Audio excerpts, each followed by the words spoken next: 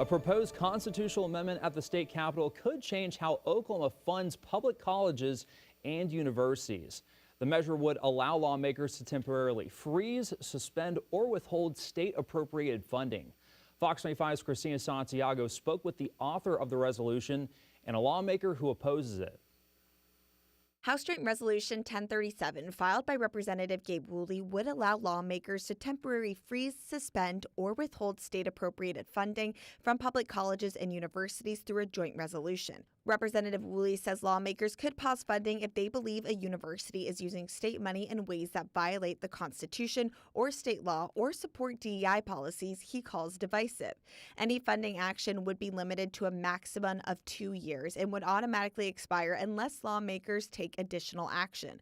The measure would not affect tuition, fees, or private funds. Representative Woolley says the measure is intended to give Oklahomans more say over how taxpayer dollars are being used at public universities. House Joint Resolution 1037 would be putting the hands more directly into the people for funding when it comes to universities. These are publicly funded universities and colleges, which means they operate at least partially off of tax dollars. Woolley says the measure would allow citizens to petition their lawmakers to pause funding for up to 2 years and says it targets policies he believes should not be supported by tax dollars. We've seen DEI policies try to bring that back into America, and Americans have wholeheartedly rejected it. So with this measure, the people of Oklahoma could hold their universities accountable to make sure these ideologies are not taking place with their tax dollars. However, Representative John Waldron disagrees with the amendment, saying it could politicize the university system and threaten academic independence. That's not a responsible way to run a university system. They shouldn't be held hostage to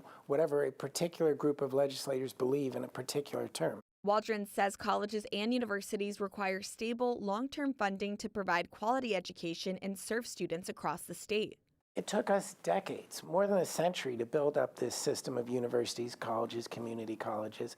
They're a precious resource for the state, and the people who work in them deserve our respect, our attention, and our support. They don't deserve politicians poking around and threatening them with extinction.